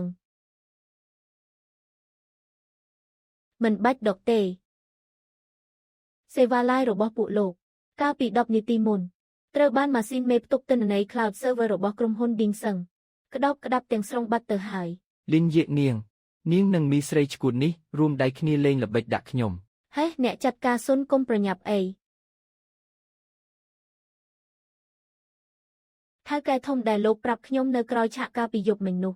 អ្នកមើល90,000អ្នកលើអ៊ីនធឺណិតសុទ្ធតែចង់ដឹងណាស់ថាជាអ្នកណា ប្រាប់នាងតាមត្រង់ចុះគឺប្រធានឈិនរបស់ក្រុមហ៊ុនឈៀនវើយខែក្រោយគាត់នឹងបញ្ចេញយីហោថ្មីតូបស៊ូបានរងផ្លូវរបស់គាត់ មានអ្នកណាខ្វល់ពីការពិតទៅ ឲ្យតែអាចធ្វើឲ្យតូបស៊ូខូចឈ្មោះទៅបានហើយចប់ហើយវិនិច្ឆ័យហើយលោកស៊ុនលោកជាប់សង្ស័យពីបទបរិហាកេតពាណិជ្ជកម្មខុបខិតគំរាមកំហែងទារប្រាក់ដោយចិត្តនាអាក្រក់ក្រុមមេធាវីនៃក្រុមហ៊ុន Ding Seng របស់យើងបានដាក់ពាក្យប្តឹងទៅតុលាការតាមផ្លូវច្បាប់ហើយសម្រាប់ការបង្កកករណីធនាគារមូលដ្ឋានពាក់ព័ន្ធទាំងអស់របស់ក្រុមហ៊ុនលោកជាអចិន្ត្រៃយ៍ វ៉ាងយីហ្វឹងប្រាក់បង្គ្រប់30,000យន់ដែលអ្នកចាត់ការសុនទៅតែវេឲ្យនាងអំបញ្ញមិញទុកជារង្វាន់ដែលនាងស្ម័គ្រចិត្តចូលរួមសហការក្នុងការស៊ើបអង្កេតបទល្មើសពាណិជ្ជកម្មដោយរួចផុតពីការរឹបអូសតាមផ្លូវច្បាប់ពំណូលក្រោមឈ្មោះរបស់នាងថ្ងៃនេះបានទូទាត់រួចរាល់ជាផ្លូវការហើយហានាយកលីនអរគុណអ្នកដែលឲ្យឱកាសខ្ញុំកែខ្លួនសារជាថ្មីអរគុណអ្នកបំណុលត្រូវបានទូទាត់អស់ហើយប៉ុន្តែកំហុសដែលនាងធ្លាប់សាងពីមុនត្រូវតែយកញើសឈាមមកសង្វិញចំណែកឯអ្នកដែលលាក់មុខពីក្រោយក្រុមហ៊ុនប្រព័ន្ធផ្សព្វផ្សាយធានស៊ីងដើម្បីជួលមនុស្សទម្លាក់កំហុសគេដែលគិតថាពេញមួយលោកាមានតែខ្លួនទេដែលយល់ពីការធ្វើប្រនោះប្រធានឈិនរបស់ក្រុមហ៊ុនឈៀនវើយថ្ងៃស្អែកពេលទីផ្សារភាគហ៊ុនបើកដំណើរការក្រុមហ៊ុន Ding Seng នឹងប្រមូលទិញភាគហ៊ុនលក់រាយរបស់លោកដោយទម្លាក់តម្លៃឲ្យទាបបំផុតចាត់ទុកថាជាការដូរស្វាគមន៍ដែលខ្ញុំជូនលោកចោះបងលីនពិតជាអស្ចារ្យណាស់ដោយសារតែការក្រឡាប់ចាក់ការពីម្សិលមិញគឺផ្ទុះការគ្រប់គ្រងខ្លាំងមែនទែនសាខាទូទាំងប្រទេសក្នុងសប្តាហ៍នេះបានកើនលើស500ហាងជាផ្លូវការហើយអ្នករកស៊ីប្រកបដោយភាពស្មោះត្រង់ទីផ្សារតែងតែផ្ដល់ផលតបស្នងដ៏យុត្តិធម៌បំផុតជានិច្ចចុះក្រុមហ៊ុនឈៀនវើយខាងនោះយ៉ាងម៉េចទៅហើយបងលីនការទម្លាក់តម្លៃភាគហ៊ុនរបស់បងពិតជាធ្វើឲ្យពួកគេស្លាប់កន្លែងតែម្ដងភាគហ៊ុនលក់រាយរបស់ក្រុមហ៊ុនឈៀនវើយបានធ្លាក់ចុះដល់បាតកាលពីម្សិលមិញម្សិលមិញត្រូវបានរឹបអូសយកទៅលក់ឡាយឡុងប្រធានឈិនពេលនេះកំពុងតែរត់រកលុយពេញពិភពលោកដើម្បីសង្គ្រោះក្រុមហ៊ុនហើយគ្មានឃើញតម្រុយនៃការវាយបកសំបីបន្តិចទេបងលីន ពីថ្ងៃនេះម៉ោង3ទៀបភ្លឺនាងទៅត្រួតពិនិត្យដល់ឃ្លាំងសំបីផ្លែឈើមានស្នាមអុចខ្មៅឬលួយបន្តិចក៏មិនព្រមរំលងដែរដំបូងឡើយគ្រប់គ្នាសុទ្ធតែប្រយ័ត្នប្រយែងនឹងគាត់តែពេលនេះគ្រប់គ្នាទទួលស្គាល់វ៉ាងយីហ្វឹងអស់ហើយនាយកលីនថៅកែស៊ូហេតុអីបានជាអ្នកទាំងពីរមកដល់ទីនេះផ្ទាល់អញ្ចឹងក្រូចឆ្មាមួយជើងនេះគុណភាពពិតជាអស្ចារ្យមែនខ្ញុំហ៊ានយកក្បាលមកធានាសុទ្ធតែជាផ្លែឈើកម្រិតកំពូលទាំងអស់នឿយហត់ហើយរបាយការណ៍ត្រួតពិនិត្យគុណភាពខែនេះខ្ញុំបានមើលរួចហើយធ្វើបានល្អណាស់ចាប់ពីខែក្រោយទៅចង់ឲ្យនាងទៅក្រុមហ៊ុនកណ្ដាលធ្វើជាប្រធានផ្នែកត្រួតពិនិត្យគុណភាពខ្លាំងត្រជាក់ប្រាក់ខែគុណនឹង2អ្នកឲ្យបាយខ្ញុំមួយម៉ាត់ហូបជួយសងបំណុលខ្ញុំស្កប់ស្កល់ណាស់ទៅហើយខ្ញុំមានសមត្ថភាពឯណាធ្វើជាប្រធាននោះតូបស៊ូត្រូវពង្រីកទូទាំងប្រទេសត្រូវការគឺអ្នកដែលធ្លាប់ឃើញល្បិចគីមីព្រមទាំងជាអ្នកយាមទ្វារដែលរើសអើងគុណភាពបំផុតវ៉ាងយីហ្វឹងនាងដណ្ដើមមុនសការនាងមកវិញហើយនេះជារបស់ដែលនាងស័ក្តិសមនឹងទទួលបាន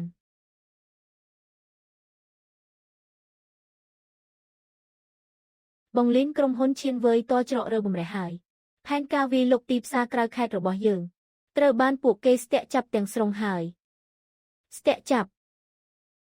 តើពួកគេប្រើការប្រកួតប្រជែងបញ្ចុះតម្លៃ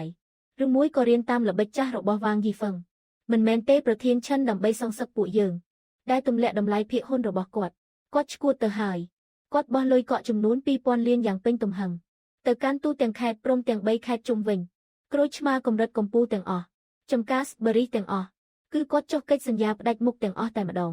ពេលនេះតំណាងចែកចាយ300ហាងដែលយើងទើបចុះកិច្ចសន្យាគឺមិនអាចរកបានផ្លែឈើស្រស់គុណភាពខ្ពស់សូម្បីតែកន្លះគីឡូ 2000 លានសុកចិត្តរ៉ាប់រងខ្លួនឯងរ៉ាប់រងការប្រាក់សងជំងឺចិត្តយ៉ាងច្រើននិងហានិភ័យខ្លាំងពេញក៏ត្រូវតែសម្លាប់ខ្សែសង្វាក់ផ្គត់ផ្គង់របស់យើងឲ្យដាច់ពោះស្លាប់ដែរមើលទៅការទម្លាក់ភាគហ៊ុនការពីម្សិលមិញពិតជាវាឲ្យប្រធានឈិនម្នាក់នេះតច្រករើបំរះមែនអ្វីដែលហួសហេតុជាងនេះទៅទៀតសប្តាហ៍ក្រោយគឺជាពិព័រណ៍សិល្បៈតែភេសជ្ជៈប្រជាជនថ្នាក់ជាតិក្រុមហ៊ុនឈៀនវើយគឺជាអ្នករៀបចំកម្មវិធីពួកគេប្រាសិទ្ធពិសេសផ្ញើលិខិតអញ្ជើញទៅកាន់ឧស្សាហកម្មទាំងមូលបញ្ចេញឈ្មោះចង់ឲ្យតូបស៊ូយើងទៅបង្ហាញសិល្បៈផ្លែឈើស្រស់សុទ្ធនៅកន្លែងផ្ទាល់បងលីនពេលនេះពួកយើងសំបីតែក្រូចឆ្មាសម្រាប់តាំងពិព័រណ៍ក៏រកមិនគ្រប់ផងទៅចូលរួមពិព័រណ៍មិនមែនស្មើនឹងលក់មុខជាសាធារណៈទេហេបង្ខំឲ្យពួកយើងទទួលស្គាល់ថាដាច់ស្តុកមែនទេទៅហេតុអីមិនទៅក្នុងនៅពេលប្រធានឆាន់ហ៊ានរ៉ាប់រងហានិភ័យបំណុល 2000 លានជួយរៀបចំឆាកឲ្យពួកយើងរួចរាល់ទៅហើយបើមិនសម្ដែងល្ខោនឆាកធំមួយទេបិចនឹងស័ក្តិសមនឹងភាពឈួតលីលារបស់គាត់កាលពីម្សិលមិញទៅប៉ុន្តែបងលីនចុះវត្ថុធាតុដើមគិតយ៉ាងម៉េចទៅបើគ្មានផ្លែឈើល្អតើពួកយើងនៅឯពិព័រណ៍ទោះជាមួយដំណាប់ផ្លែឈើស្តង់ដាររបស់ពួកគេយ៉ាងម៉េចទៅក្រុមហ៊ុនឈៀនវើយផ្ដាច់មុខចំការផ្លែឈើប៉ុន្តែពួកគេផ្ដាច់មុខទឹកចិត្តមនុស្សមិនបានទេតោះទៅមូលដ្ឋានឃ្លាំងរោគអ្នកយាមទ្វាររបស់យើងវ៉ាងយីហ្វឹងប្រធានឈិននៃក្រុមហ៊ុនឈៀនវើយថ្មីនេះមានបញ្ជូនមនុស្សមករកនាងទេនាយកលីនមិនក៏អ្នកដឹងម្សិលមិញអ្នកចាត់ការផ្នែកទិញលាវឈៀងរបស់ក្រុមហ៊ុនឈៀនវើយពិតជាបានណាត់ជួបខ្ញុំដោយសម្ងាត់មែនបងស្រីហ្វឹងបងមិនបានយល់ព្រមនឹងពួកគេទេមែនទេតើពួកគេផ្ដល់លក្ខខណ្ឌអ្វីឲ្យបងខ្លះថៅកែស៊ូខ្ញុំធ្លាប់ជាមនុស្សអាក្រក់មែនប៉ុន្តែខ្ញុំចេះសងគុណគេលាវឈៀងម្នាក់នោះនិយាយថាឲ្យតែខ្ញុំអាចនៅមុនពេលពិព័រណ៍សប្តាហ៍ក្រោយយកផ្លែឈើស្អុយដែលមានថ្នាំបន្ទុំដែលពួកគេផ្ដល់ឲ្យទៅបន្លំដូរជាមួយក្រូចឆ្មាកម្រិតកំពូលរបស់តូបស៊ូពួកគេនឹងឲ្យតំណែងនាយកក្រុមហ៊ុនឈៀនវើយមកខ្ញុំកិច្ចសន្យាតំណែងនិងសាច់ប្រាក់ល្បិចរបស់ប្រធានឈិននៅតែបុរាណបែបនេះដដែលវ៉ាងយីហ្វឹងពេលនោះនាងឆ្លើយទៅគាត់ថាម៉េចខ្ញុំធ្វើពុតជាលោភលន់ណាស់និយាយថាទាមទារសាច់ប្រាក់ 50,000 យ៉នទៀតហើយត្រូវតែកក់លុយពាក់កណ្ដាលមុនមនុស្សល្ងងនោះជឿមែនព្រឹកនេះបានដឹកផ្លែឈើស្អុយសម្រាប់បន្លំដូរនោះលួចដឹកមកកាន់ឃ្លាំងត្រជាក់ឯកជនដែលយើងជួលទុកក្នុងឃ្លាំងបាត់ទៅហើយល្អណាស់បងស្រីហ្វឹងបងនេះគឺទទួលបានភស្តុតាងរឹងមាំនៃការទម្លាក់កំហុសពាណិជ្ជកម្មរបស់ពួកគេហើយពេលនេះពួកយើងទៅបញ្ចេញរឿងនេះឲ្យសាធារណជនដឹងទៅកុំទាន់ក្រុមហ៊ុនឈៀនវើយមានអំណាចចាក់រុះយ៉ាងជ្រៅក្នុងឧស្សាហកម្មនេះគ្រាន់តែសាច់ប្រាក់មួយវ៉ាលីនិងផ្លែឈើស្អុយប៉ុន្មានកេសនេះប្រធានឈិនអាចរុញកំហុសបានយ៉ាងងាយនិយាយថាជាទង្វើផ្ទាល់ខ្លួនរបស់បុគ្គលិកមិនអាចធ្វើឲ្យរង្គោះរង្គើដល់គ្រឹះរបស់គាត់ទេវ៉ាងយីហ្វឹងអ្នកដែលទទួលបន្ទុកតាក់ទងដោយផ្ទាល់ជាមួយនាងពីក្រុមហ៊ុនឈៀនវើយនៅមានអ្នកណាទៀតគ្មានអ្នកផ្សេងទេមានតែលាវឈៀងម្នាក់គត់គេគឺជាក្មួយប្រុសបង្កើតរបស់ប្រធានឈិននៃក្រុមហ៊ុនឈៀនវើយហើយក៏ជាអ្នកសម្របសម្រួលផ្ទាល់នៅកន្លែងនៃសមរភូមិពិព័រណ៍លើកនេះដែរ ក្មួយប្រុសបង្កើតល្អណាស់វ៉ាងយីហ្វឹងពេលលៀងផ្ញើសារទៅលីវឈៀងគ្រាន់តែប្រាប់ថាការបន្លំដូរបានជោគជ័យហើយក្រូចឆ្មាកម្រិតកម្ពូលពិតប្រាកដរបស់តូបស៊ូត្រូវបាននាងលួចដឹកចេញទៅបាត់ហើយគេសម្រាប់តាំងពីពណ៌ពេលនេះសុទ្ធតែជារបស់ស្អុយទាំងអស់យល់ហើយផ្ញើសារទៅហើយសៀវយកក្រូចឆ្មាកម្រិតកម្ពូលដែលទុកនៅបាតគេក្នុងមូលដ្ឋានយើងនោះមករៀបចំដាក់ឡានដាច់ដោយឡែកពីពណ៌សប្តាហ៍ក្រោយយើងត្រូវខ្ចីកាំបិតរបស់ក្រុមហ៊ុនឈៀនវើយសម្រាប់ពេញមួយឧស្សាហកម្មនេះលីនយាកលើថាថ្មីនេះពួកនាងនៅតាមខេត្តជុំវិញរកទិញផ្លែឈើមិនបានសោះមិនក៏ត្រូវតែខំប្រឹងទប់ទល់ធ្វើអីដំណាប់ផ្លែឈើស្តង់ដាររបស់ក្រុមហ៊ុនឈៀនវើយរបស់ពួកយើងថ្លៃដើមត្រឹមតែ1/3របស់ពួកនាងទេឲ្យតែថ្ងៃយ៉ាងមកក្បាលបញ្ចូលតូបស៊ូទៅក្រោមការគ្រប់គ្រងរបស់ឈៀនវើយពួកយើងធានាថាមានវត្ថុធាតុដើមប្រើប្រាស់គ្រប់គ្រាន់ប្រធានឈិនពឹងលើលុយផ្ដាច់មុខចំការផ្លែឈើពន្យាពេលទូទាត់ដើម្បីកេងប្រវ័ញ្ចកសិករដាំផ្លែឈើដំណាប់ផ្លែឈើដែលផលិតបានផឹកទៅមិនមានអារម្មណ៍ថាពេញមាត់សុទ្ធតែក្លិនលុយទេហេតូបស៊ូអាចបើកដំណើរការដល់សប្តាហ៍ថ្ងៃនេះគឺពឹងលើអណ្ដាតរបស់អ្នកប្រើប្រាស់មិនមែនការផ្ដាច់មុខរបស់ថៅកែធំទេហេះអណ្ដាតនៅក្នុងឧស្សាហកម្មនេះ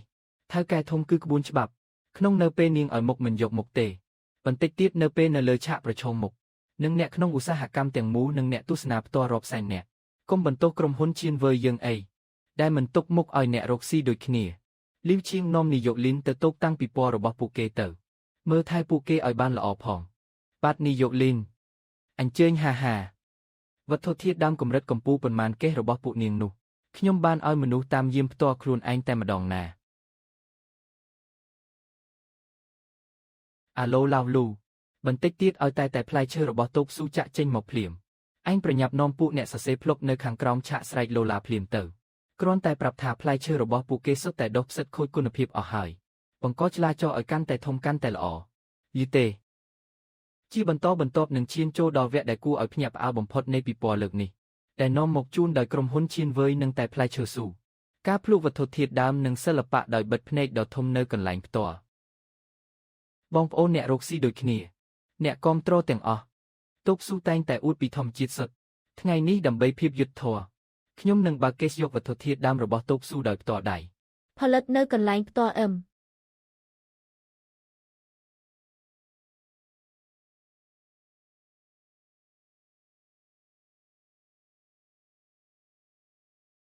មិនអាចទេមិនត្រូវទេមិនក៏សុទ្ធតែជាផ្លែឈើល្អអញ្ចឹង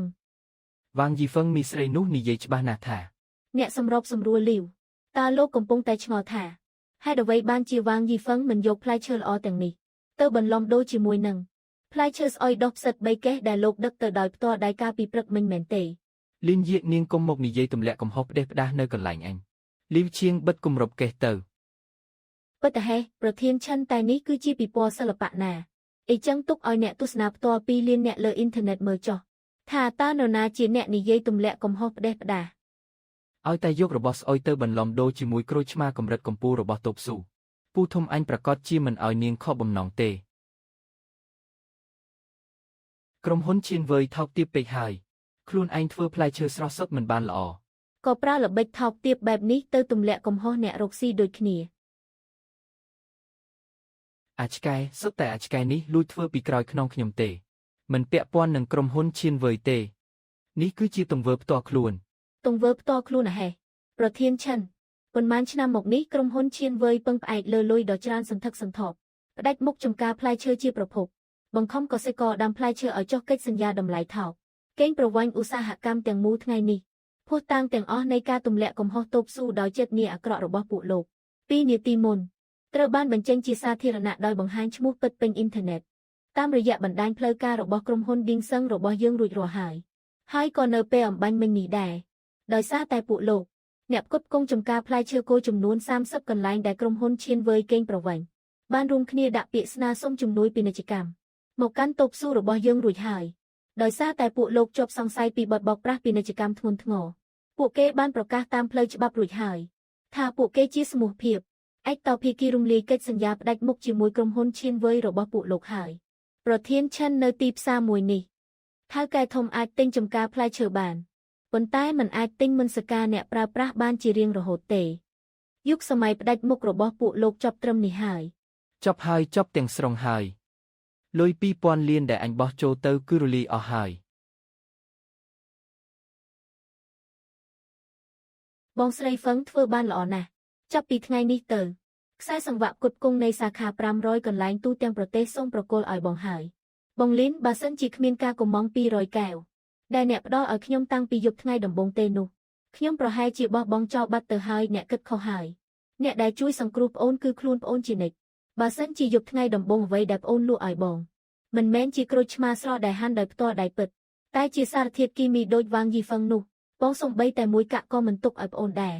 បងលីនប្រធានផ្នែកត្រួតពិនិត្យគុណភាពទើបតែផ្ញើអ៊ីមែលមកខ្លាំងត្រជាក់នៅ5តំបន់ធំទូទាំងប្រទេសគឺភ្ជាប់ទំនាក់ទំនងរួចរាល់អស់ហើយ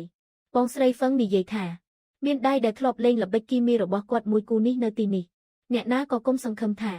នឹងលួចដាក់ផ្លែឈើស្អុយសំបីមួយគ្រាប់ចូលក្នុងឃ្លាំងត្រជាក់ទូទាំងប្រទេសរបស់តូបស៊ូឲ្យសោះគោលការណ៍ពិតនៃពាណិជ្ជកម្មគឺការផ្លាស់ប្ដូរតម្លៃវ៉ាងយីហ្វឹងបានរកឃើញកម្មពៀរបស់នាងហើយចំណែកពួកយើងបានការពារទីផ្សារដ៏ស្អាតស្អំមួយនេះពិភពលោកនេះពោពេញទៅដោយការលបួងនៃផលប្រយោជន៍ប៉ុន្តែតែងតែមានគោលការណ៍និងការប្រកាន់ខ្ជាប់មួយចំនួនសាកសមពួកយើង5ជ្រុលបាយដ៏តឹងរ៉ឹងបំផុតដើម្បីការពារ